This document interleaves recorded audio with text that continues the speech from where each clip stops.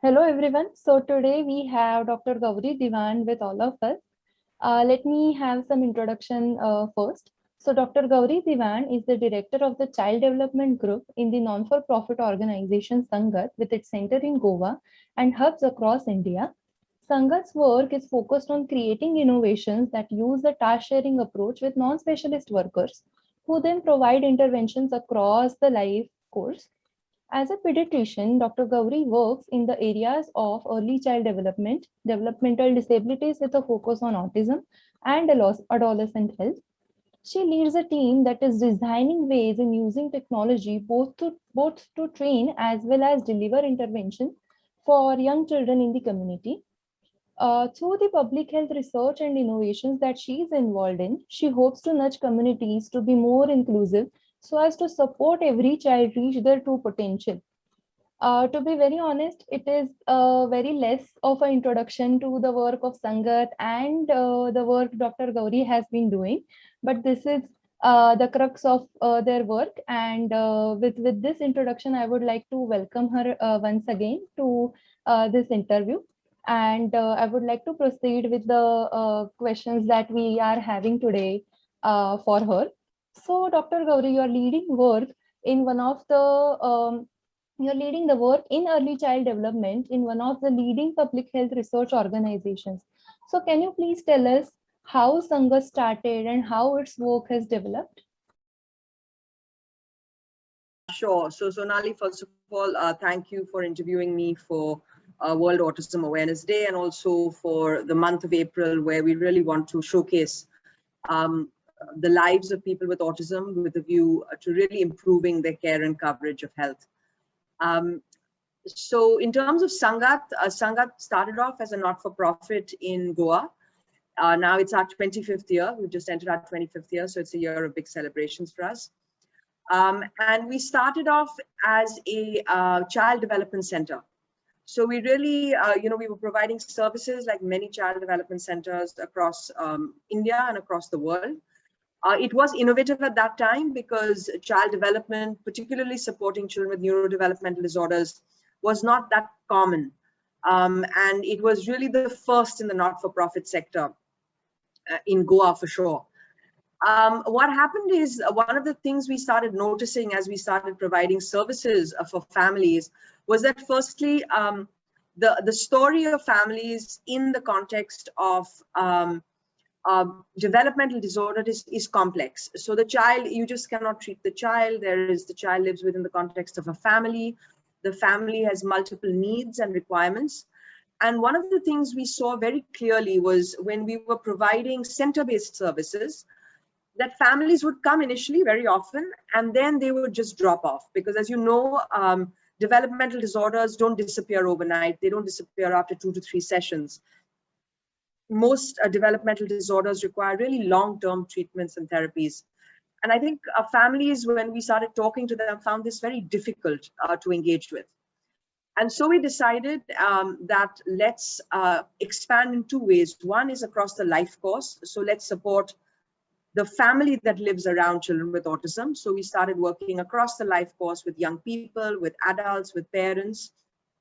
And the second thing we started thinking about is how do we provide services for families where families live? So how do we provide community-based services?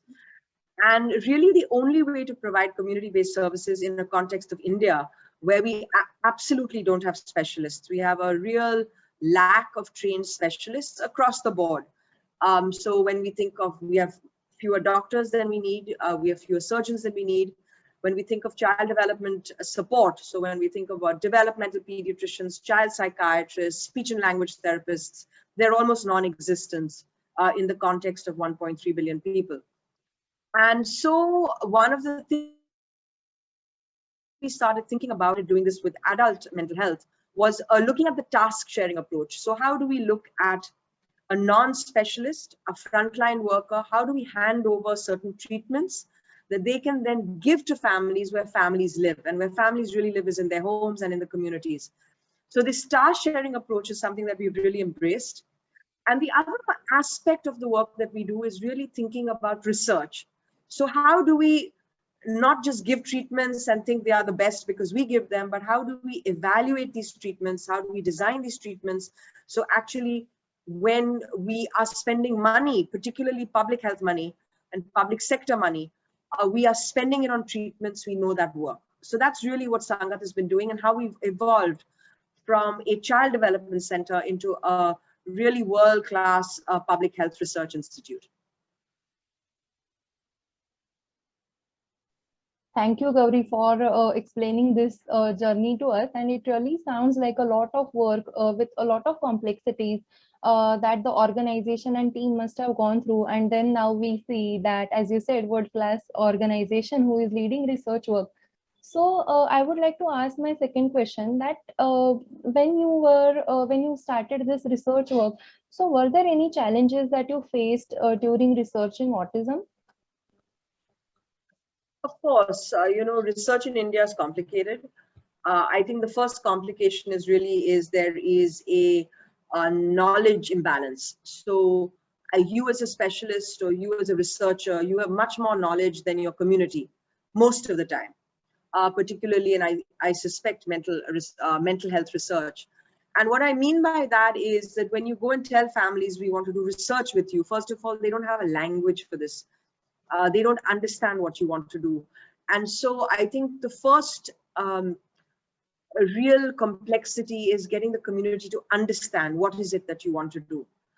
The second thing around research, and I think a big barrier, is the suspicion because of the lack of knowledge. There is also suspicion around research. So what is it that you want to do? Are you only going to take from us? So that's another, I think, complexity. I think the third aspect of research, and at least what we find in Sangath, is where is the money coming from? So there is a huge amount of suspicion about where is the money coming from. Is it Indian money? Is it foreign money? Where do, what does this mean? Now, luckily, we don't do biomedical research. We don't do, most of our research is not biomedical, it's psychosocial. And so that is not such a threat. But it still remains a question, for many times because particularly when we work in autism, we do sometimes want to understand the genetics of autism. So if we want to collect things like blood sample, how are we going to explain this to families so that they don't feel threatened? So that's another barrier. And I think, I would say these are really and I would say the other barriers is we don't have, particularly in the not-for-profit sector, we don't have a career progression track. So we do have academic institutes, of course. We have tertiary institutes, usually medical schools, some public health research institutes, which can support academic tracks. But I think particularly in the not-for-profit sector, this is really a challenge, is that how do you support young researchers to become senior researchers within a not-for-profit track is another very big challenge. So even I agree that when we enter into the community, even to work, parents or all the members have a lot of questions usually that what is it that you want to do with us? As you said, there is very less knowledge about research. So we would really like to know how you coped with those challenges, or how did you overcome these challenges? So I think the first thing is that, Sangath as an organization has a established and recognized institutional review board.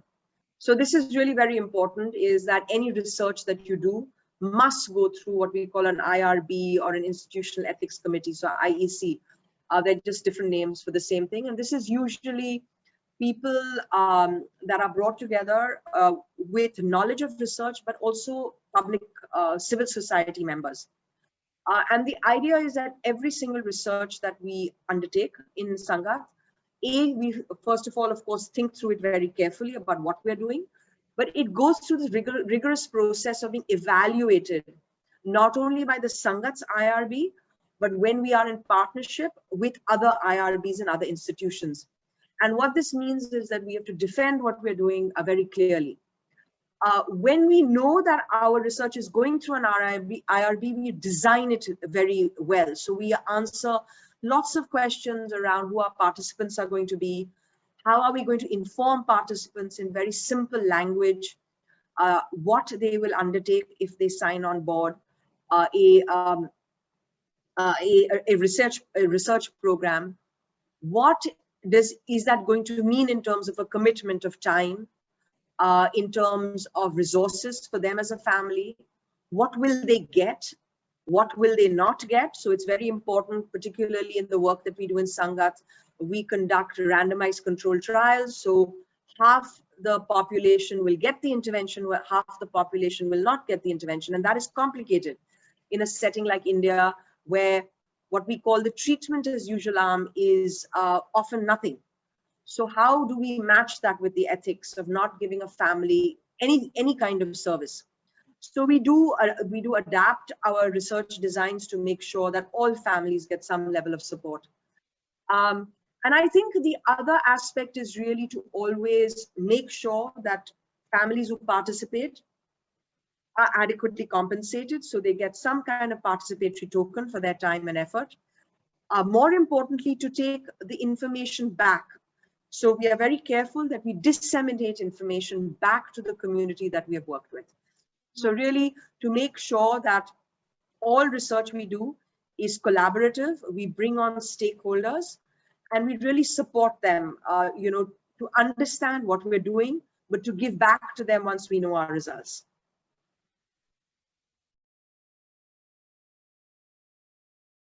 This information or this wisdom that you are sharing with us right now, it is very much rare in India, because there are very less organizations who are doing research in mental health. My next question would be that how do you ensure that the voices of families and children that are included in the research that you do? Really good question, and I kind of touched on it briefly in my last answer. So we really try and make sure that every program we do has either a civil society member as part of an advisory board, or is part of the preparatory formative phase of the work that we do. So for example, let me just give you an example from the work that we've done in autism. So when we did our first intervention trial in Goa, it was a social communication intervention. It was a very novel intervention. We delivered it as a treatment. We delivered it, and we saw some very good results. But part of the intervention process was also interesting, because when we were trying to deliver the social communication intervention, and social communication problems and difficulties are really the core of autism, what we also found is that families were quite preoccupied by other things. So often the child was not sleeping well. The child had toileting problems. The child was very hyperactive, and the family was really quite exhausted. Many times the parent was quite depressed with this, with how overwhelmed they were. So their mood was low. They couldn't engage with the treatment.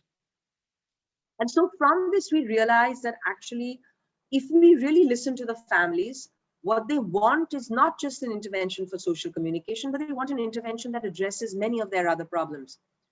And so when we designed a whole modular intervention, which is called the Plus component, which now actually supports these kind of problems for families. So I think this is really the way we listen to families, we take their voices on board, and then we expand the intervention to really to address the needs of families on the ground. This surely sounds complicated, but I can see that efforts of the whole Sangath team has been making sure that we include these voices, and we not only include voices just for the sake of it, but we deliver to give respect to what they are saying or what they would want. So I really think it is a respect to their needs, and it is really inspiring for all of us to see. So my next question is for the people or for the youth who would like to do something in research in public health domain. So what would be advice that you would give someone who would like to have such a career in research public health?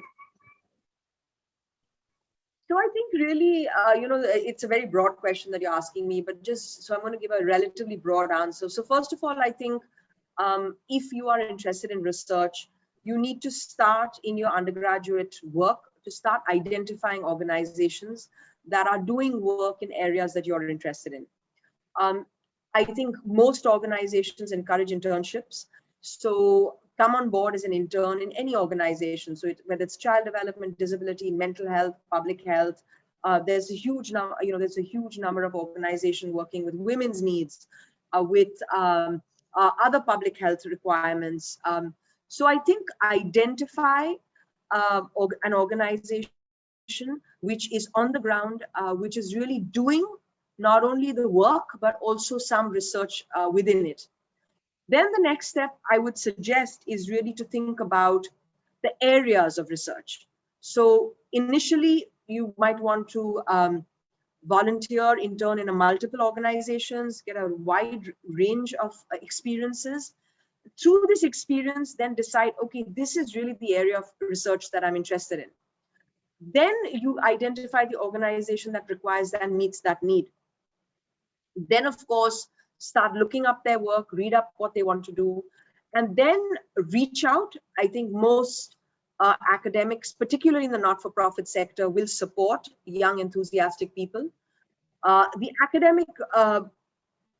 academic route is much more structured. So in that sense, if you want to work within an academic organization which is already established, there are very clear requirements for how that moves.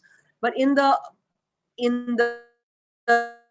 not-for-profit sector, I think finding areas of research, getting into programs and projects, when you are in an organization, volunteering across programs and projects. So kind of, if you are in an organization like Sangath, we work in addictions research, we work in early child development, we work in neurodevelopmental disorders, adult work. So try and make sure that you're trying to find out, okay, which of these is really interesting for me? What is a good fit for me? I think that's also really very important. I think many early career researchers, we live complicated lives. And I think particularly the last year has shown us how complicated our lives are, that we can say, okay, work from home is fine, but home has its own pressures. So realize your limitations and also your strengths. Work on your strengths, but also try and build up and support your limitations. And I think limitations also come into the fact that you have to at some point learn to say no. So you can say that, okay, this is going to be too much for me. How do I say no? How do I focus on the areas that really excite me? Then I would say that when research projects emerge in the organization that you're linked with, try and volunteer across the board. So do qualitative work, try and learn quantitative methodologies.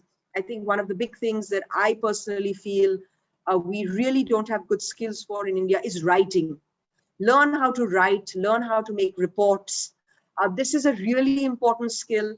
And I think read a lot of publications, see how people are writing reports and publications, learn from these skills, and learn from reading. I think there's no other way of learning except reading, finding out how somebody has written a report or written a publication, and trying to emulate that in the work that you do. So that's really the advice I would give. I think learning to write is a core aspect of research. And I cannot stress that enough, that if you really want a research career, you must learn not only the theoretical aspects of research, how to do the research in the community, but writing is absolutely essential. Thank you so much, Gauri, for this answer. I'm sure this is going to help a lot of people out there. And you have given us steps which we can do on our own, and then we can approach someone to check our work or maybe for improvisation. So this is really a good kind of a homework that you have shared with many people. So my next question is, and as we are going towards the end of this interview, that would you like to share any of your best memories working with families with autism?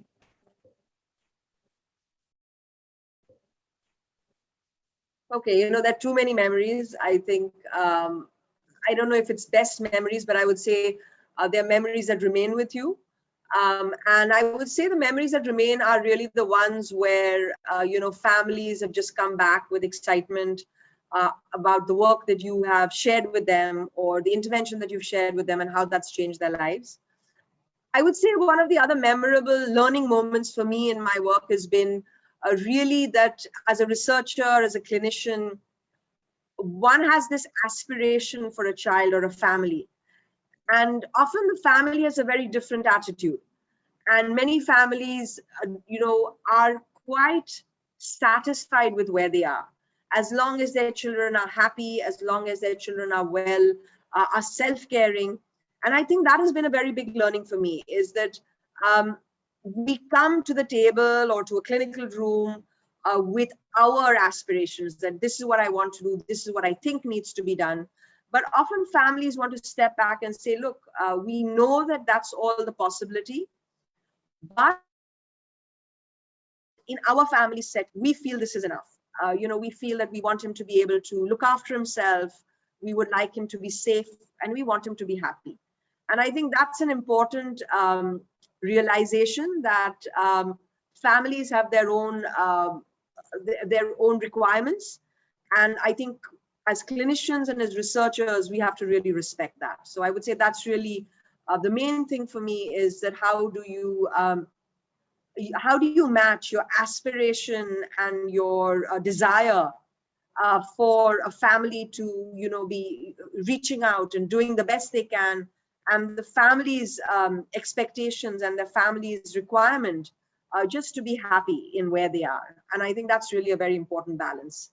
And we all need to get that, and we all need to calibrate our own aspirations and ambitions for individual families to make sure that their voices are heard and that we respect those voices. Yes, so this is a good message for, I think, World Autism Awareness Day. Many professionals will be having a lot of activities, and many professionals will be building new activities for the coming year. And this message will surely help them to design their work in whatever way they want to work with children with autism and the family.